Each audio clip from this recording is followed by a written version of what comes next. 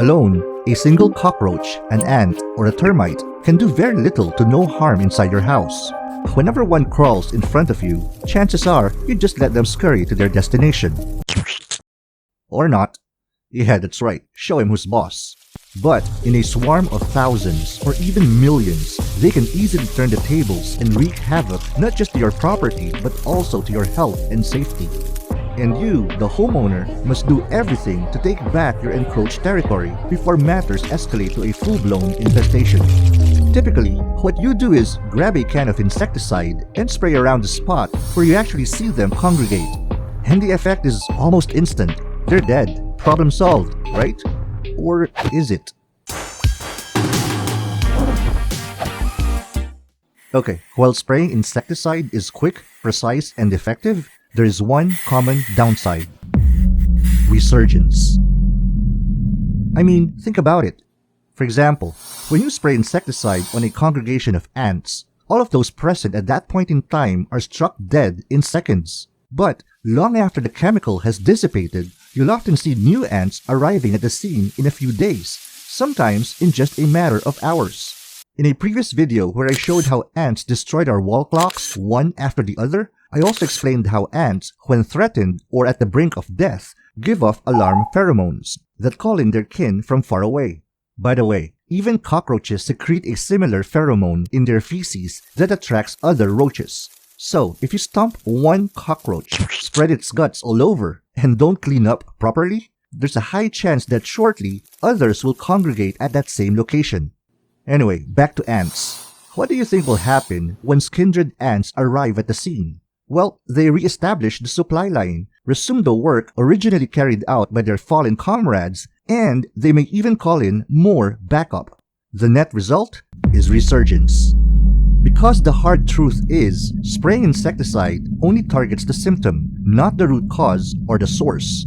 And the source is the ant nest itself, from where the queen rules over the colony. Get rid of the queen and you get rid of the entire colony. But this is easier said than done.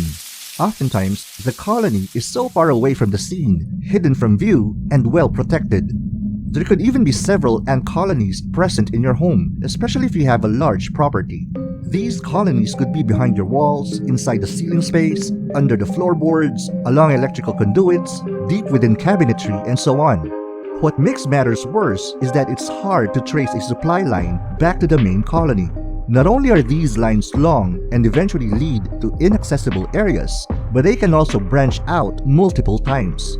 Case in point, from our trash bin here in the garage, are you able to tell me which route to follow that would eventually lead me to their colony? I sure as heck cannot. I already tried. Okay, you can hire professionals to exterminate these pests for you, but their services can be quite costly. In fact, a couple of years ago, our neighbor had a termite infestation, and the pest control company she hired charged her 12,000 pesos or $217 for a single-day treatment with a 6-month warranty. Some even charge based on the ant type, while others charge based on the size of your property. But perhaps your situation isn't that extreme yet. Are there other options? Yes, you can buy and use ant baits in the form of granules, powders, or gels. Obviously, these are specifically formulated to target ants. But what about cockroaches and termites? Well, either you buy baits specific for ants, roaches, and termites separately, or you can use borax instead. Borax, also known as sodium tetraborate or sodium borate, is a naturally occurring mineral that you will typically see as a white powder that easily dissolves in water. Borax has been used around the world in many ways, such as getting rid of stains, mold, and mildew, being added in laundry detergents and household cleansers to help whiten and get rid of dirt, neutralizing odors and softening hard water, fertilizing plants and preserving flowers, and killing insects. And it's this fifth item I would like to explore with you in this video. We're going to test the effectiveness of borax against ants, cockroaches, and termites. I'm going to share my suggested ways to prepare borax for each of these pests, do some live tests, and show you the results towards the end.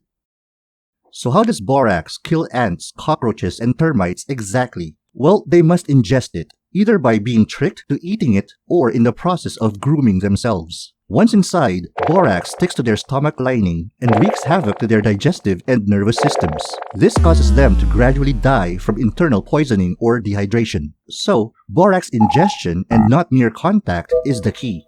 How do we fool these pests to ingest borax? By setting up baits that are custom-made for each type of pest. And here are the different materials and ingredients you'll need to prepare the baits. Now, you won't have to use all of these because it really depends on the pest you're intending to get rid of. Obviously, borax will be the common ingredient across all the baits. By the way, you can buy borax from drugstores or pharmacies, hardware stores, the laundry aisle at grocery stores and supermarkets. But I bought mine online for 95 pesos per kilo plus shipping fee because it's more convenient for me to have it delivered. Okay, I'll now walk you through the exact steps to prepare the baits, starting off with our borax bait for ants. And I'll expound more on the materials and ingredients needed as we go.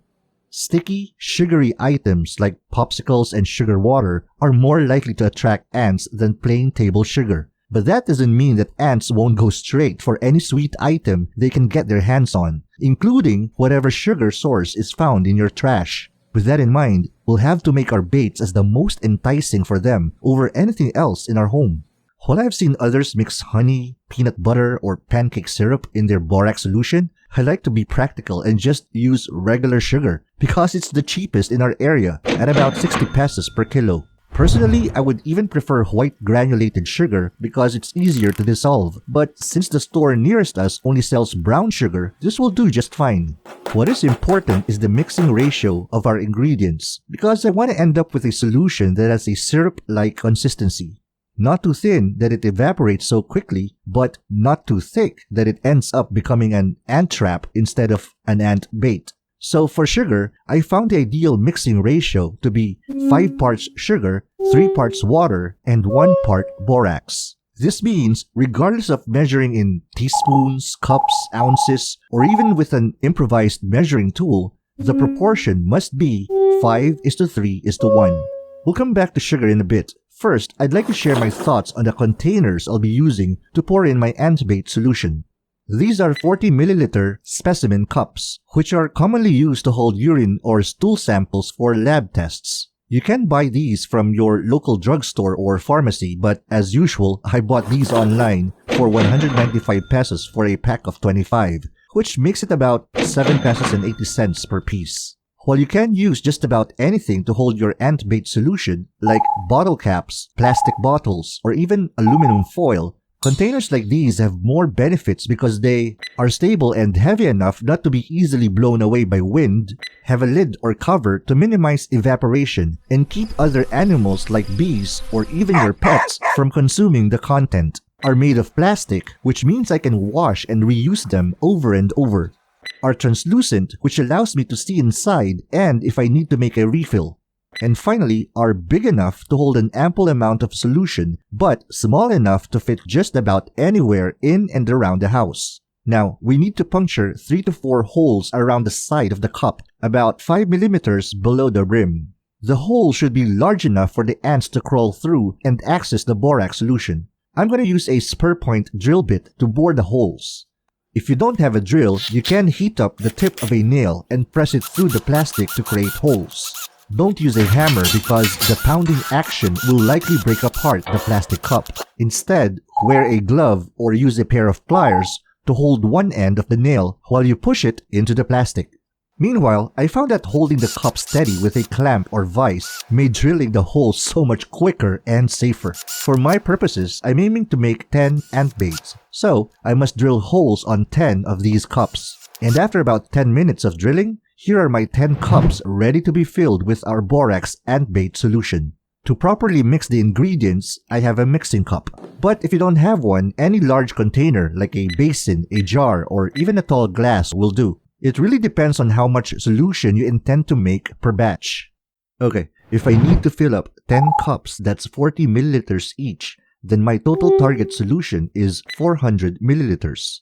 Staying true to my 5:3:1 mixing ratio, that is 5 parts sugar, 3 parts water, and 1 part borax, I compute for the percentage of each ingredient out of the sum of all the parts. As such, 5 parts sugar divided by 9 is about 56%, 3 parts water divided by 9 is about 33%, and 1 part borax divided by 9 gives me about 11%. Then I simply multiply each percentage to my 400 milliliter target solution to arrive at the actual milliliters of each ingredient, give or take a few milliliters. By following this process, you'll arrive at the actual amount of ingredients you need just by substituting your target solution. For example, if you're going for 700 milliliters, then this is how much ingredients you'll need to mix. Or if you want to make 1 liter of solution, then these are your actual proportions. I'll pour in my 133 milliliter of water first. It doesn't have to be super precise, but what is important is that the water should be hot or even boiling, so it would be easier to dissolve the brown sugar. Now, I only have a 50 milliliter measuring cup available, which means I'll have to estimate the brown sugar and borax as best as I can. I need 222 milliliters of sugar, so that's about 4.5 cups. Then I mix as thoroughly as I can. The goal is to dissolve the sugar while the water is still hot. 44 milliliters of borax is a bit less than this cup, so I pour it in and stir even more thoroughly until we achieve a syrup-like consistency. I still see some sugar crystals, but this is the best that I could do. Just imagine how much more would not have been dissolved if we didn't use hot or boiling water. Okay, now it's time to pour our solution into our first cup. Make sure you stop just before the holes so that it doesn't ooze out and make a mess. Then we put the lid on. 1 down, 9 more to go. And my calculations paid off. 1 batch filled up 10 cups exactly. I didn't waste any ingredient by producing too much. Alright, let me just cover all of these so we could move on to our final step, which is to place these at strategic spots around the house. The priority should be areas where there are lots of ant activities. So let me place one here, and hopefully the ants would be attracted to the bait soon. I look forward to these ant trails thinning out and slowing down in the next few days. This is the wall of our dirty kitchen, and as you can see, there are ant trails leading up to who knows where. But one fork does lead down to this hole in the wall. So I placed the second bait atop the sink. I might as well spill some solution for the ants to catch a whiff and get this party started. Then I set the 7 other baits in and around other areas of the house where we know ants have sporadically appeared in the past, some of which still have brown powder-like particles called frass. Meanwhile, I gave the 10th bait to our neighbor who also has an ant problem.